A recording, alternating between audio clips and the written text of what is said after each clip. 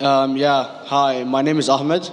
I come from the glorious country of Iraq, and I'm a born Muslim.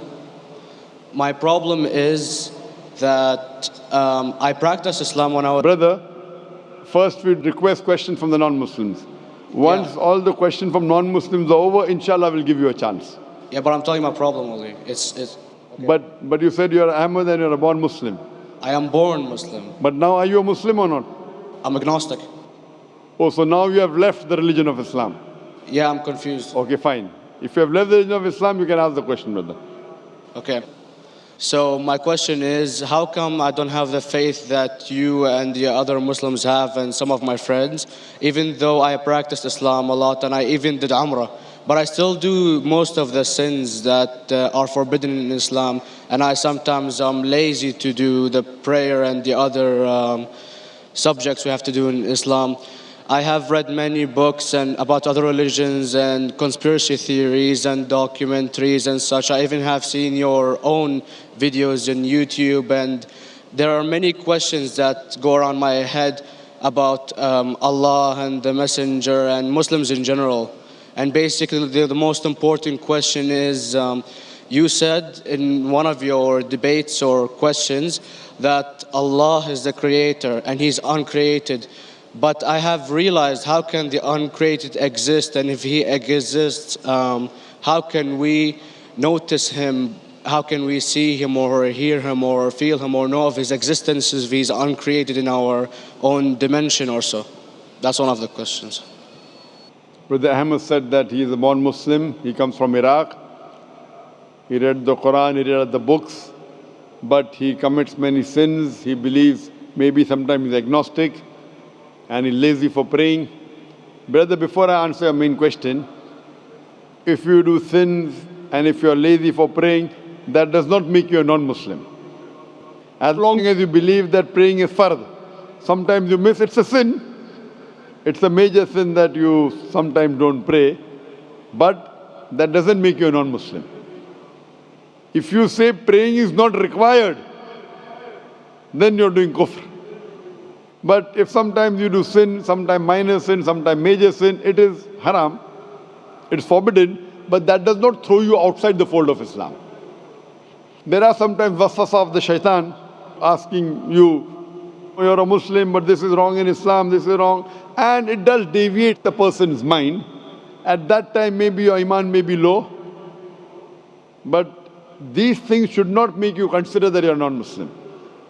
Regarding a question that I mentioned in my speech, and you're right, that Almighty God is the creator, but He Himself is uncreated.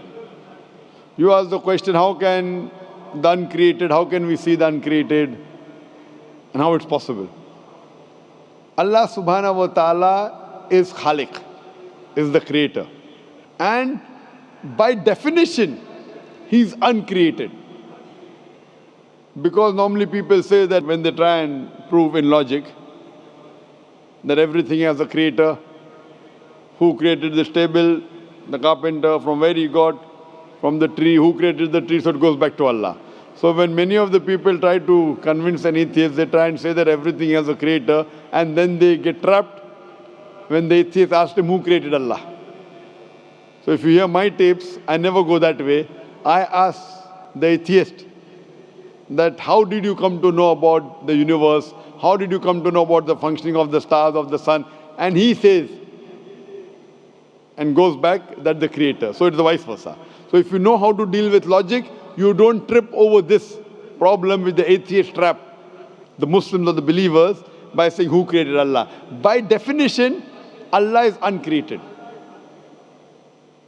And if you ask the question, who created Allah? If you have heard my tapes, I give the reply, that suppose a person comes and says that my brother John. Yeah, I know, I saw that, I heard that's funny, but I mean, how does he exist if he's uncreated? Not that is Allah. Yeah. That's the difference between you and Allah. How does he exist? Means he was existing. He doesn't have a beginning. You and I have a beginning, that's human being. So that is the difference between us and Allah. You can't say that Allah has to be like us.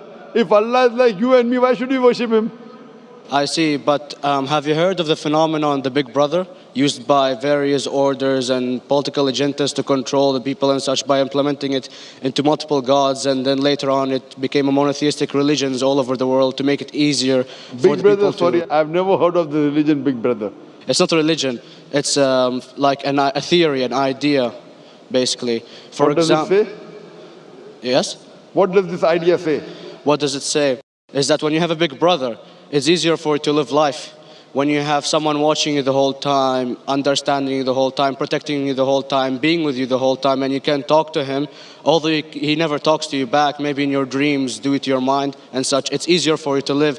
While a human who does not have a big brother and is not easily controlled into doing so and is having complete freedom is a danger for the major ruling powers and such. So what does this say? I don't understand. Big Brother may be the Big Brother may not be the... So what does it have to do with Islam and God? What does it have to do? Because basically Allah is watching you the whole time. So you want to say that Allah is like a big brother? Indeed, you use him for your protection so you won't be scared. You know what I mean? See, this is the hypothesis. Hypothesis. If you have heard, how do I convince an atheist? If you have heard my answer, that you said that you're agnostic, you're atheist. Yeah. So first thing I do to an atheist is I congratulate him. What? I congratulate him. Have you heard my answer of atheist? Yeah, you congratulate them and stuff. But I haven't seen your debates with the atheist. I just saw your answers on some questions. Fine, so you haven't seen the answer of atheist? No, but I've seen your debate with David William Campbell. And that David William Campbell is not an atheist. Yeah. Now when an atheist tells me he does not believe in God like your theory of Big Brother, yeah. And if you believe in that theory, I will ask you, first thing I do to the atheist, I congratulate him. You know why? Yeah, because they think and they don't follow what their parent does and such stuff like that. No. I congratulate him because he is not doing blind belief. The other people are doing blind belief. He is a Christian because father is a Christian. He is a Hindu because father is a Hindu. Most of the Muslims are Muslim because father is a Muslim. He is thinking. He says there is no God. He has said the first part of the Islamic Shahada, La ilaha. The reason I congratulate him is because he has said the first part of the Islamic Shahada, Islamic Creed, La ilaha. The only thing I have to do is illallah, which I shall do inshallah. So if you have heard my answer, an atheist becomes an atheist because he believes in science, he believes in logic. Or I ask him that if an equipment is bought in front of him, which no one in the world has ever seen, and if the question is asked, that who will be the first person who will be able to tell you the mechanism of this new equipment? What is the answer?